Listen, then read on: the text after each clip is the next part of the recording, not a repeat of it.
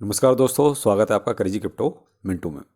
आज आपको मैं दो गुड न्यूज़ देता हूँ। एक तो बाइनेंस से देता हूँ और दूसरी देता हूँ इंडिया से। दोनों ही गुड न्यूज़ हैं, अच्छी हैं और कहीं ना कहीं क्रिप्टो के लिए फ़ायदेमंद हैं, क्रिप्टो के लिए अच्छी हैं। तो चलिए आज उसी पे बात करते हैं। थोड़ा सा मॉर्निंग आज अच्छी हो जाएगी।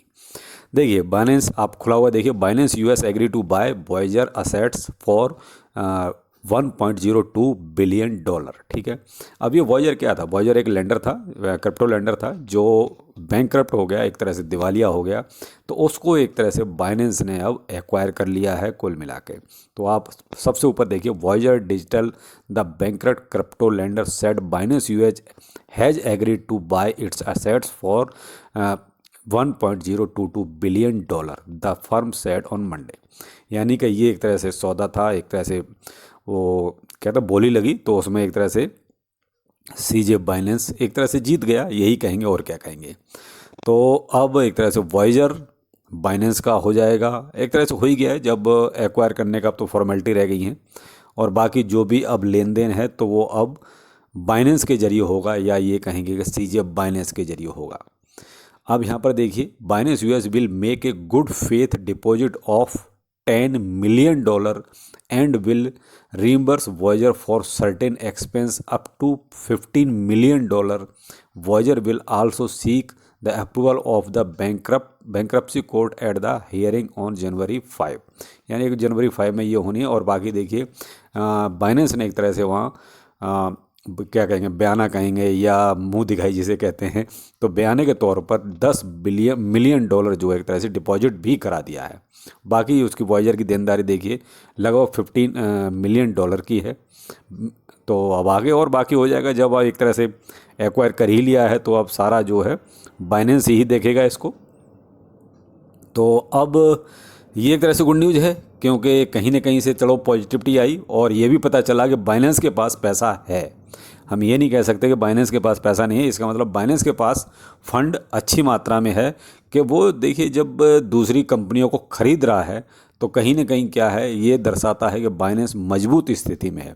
बाइनेंस कुल मिला के ये नहीं कह सकते कि कहीं भी लूज पड़ रहा है या लूजर है, क्योंकि जब वो कंपनियों को ख़रीद रहा है तो फिर कहीं ना कहीं मजबूत स्थिति। और हो सकता है कि आने वाले वक्त में कहीं ऐसा ना हो कि एफटीएक्स को दोबारा से एक्वायर करने की प्रक्रिया चालू हो, ऐसा हो सकता है। देखिए जब बाइनेंस ने वॉयजर को जब एक तरह से एक्वायर किया है तो एफटीएक्स के लिए भी आगे हो सकता है। अब देखते हैं अगली न्यूज इंडिया से है, वो क्या है। अब आप यहाँ देखिए, क्लियर कट आप देख रहे होंगे, government of India, ministry of finance, department of economic affairs, Lok Sabha. देख ठीक है। अब ये कहीं ना कहीं आपको ये समझ में कोई ना कोई एक बहुत ही इम्पोर्टेंट डॉक्यूमेंट है। तो अब मैं बताता हूँ ये क्या है। मैं आपको जो है संक्षेप में बता देता हूँ, आप चाहो तो इसको इजीली पढ़ सकते हो या आप मेरे ट्विटर पर जाके इसको पढ़ सकते हो। पूरा क्या है कैसे, मैं ट्विटर और टेलीग्राम दोनों पर इसको शेयर कर दूंगा, तो आप दोनों जगह जाके इसको रीड कर लीजिए। चाहो तो वीडियो में भी आप पॉज करके रीड कर सकते हो। ट्विटर और टेलीग्राम का लिंक मेरे वीडियो के डिस्क्रिप्शन में अवेलेबल है। अब ये इम्पोर्टेंट और गुड न्यूज़ आपके लिए इसलिए है कि लोकसभा में जो सवाल पूछे गए क्रिप्टो करेंसी और एक्सचेंज से रिलेटेड, तो उसके जवाब में साहब देखिए एक तरह से लिखित में जवाब है। तो हम ये नहीं कहेंगे कि ये कोई वो कहते हैं किसी न्यूज़ एजेंसी का बनाया हुआ है, ये लोकसभा का जवाब है। तो साहब देखिए इस पे कहीं ना कहीं चीज़ें वो कहते हैं कि सत्यता की मोहर लगती है। अब वहाँ पर जो जवाब दिया गया वो ये दिया गया है कि देखिए जो भी क्रिप्टो एक्सचेंज हैं वो कहीं ना कहीं गलत थे, इन्वॉल्व थे, यानी वही मनी लॉन्ड्रिंग और फेमा और उसके तहत जो भी है, और उसमें बाकायदा जीएसटी भी जो है उन पर फाइन किया गया है। तो ये जवाब दिया गया है। और बाकी अभी भी किसी भी क्रिप्टो एक्सचेंज को बैन करने की या बंद करने की कोई भी कार्रवाई नहीं की गई है और ना ही की जाएगी। ऐसी कोई भी अभी इसमें सूचना नहीं है।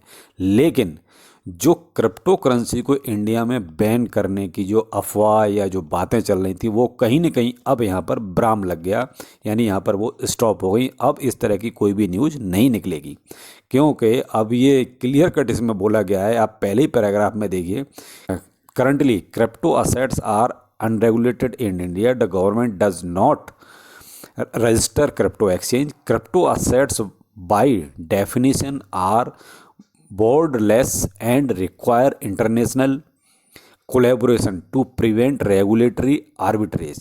Therefore, any legislation for regulation or for banning can be effective only with significant international collaborations on evaluation of the risk and benefits and evaluation of common taxonomy and standard.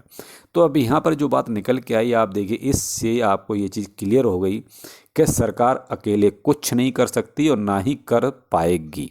यहाँ पर उसको विदेशी जो भी सरकारें हैं, जो भी कंट्री हैं, उन सब का सहारा लेना पड़ेगा, उन सब की रजामंदी चाहिए, तभी कुछ हो सकता है। तो आप ये कहें कि इंडिया की गवर्नमेंट बैन कर देगी, पॉसिबिलिटी सारी ख़त्म हो गई, वो नहीं हो सकता। तो अब यहाँ पर रेगुलेट ही होगा। तो रेगुलेट के लिए देखिए और सारी कंट्रियों की मदद ली जाएगी, वहाँ से हेल्प ली जाएगी, सब एक मिलजुल के इसको रेगुलेट ही करेंगे। तो अब दिल से अब वो ख्याल निकाल दीजिए कि इंडिया में जो है ये बैन हो जाएगा। तो बैन की अब समस्याएं सबकी सॉल्व हो गई हैं, बैन नहीं होगा, रेगुलेट ही होगा, जब भी हो, जितना भी टाइम लगे, लेकिन अब ये रेगुलेट ही होगा। तो बैन वाली सारी अब जितनी भी अफवाहें थी उन सब पर ब्राम लग गया है। तो कहीं ना कहीं ये क्रिप्टो के लिए गुड न्यूज़ है, इंडियन यूजर के लिए गुड न्यूज़ है। लेकिन एक्सचेंज का थोड़ा सा भी है डाउटफुल, क्योंकि जो अभी केस वगैरह चल रहे हैं उनको क्लियर होने दीजिए। जो भी है, अगर वो धीरे धीरे सब साफ़ सुथरा हो जाएगा तो एक्सचेंज भी बाकायदा इज्जत से बाहर निकल जाएंगे, उन्हें कोई दिक्कत नहीं है।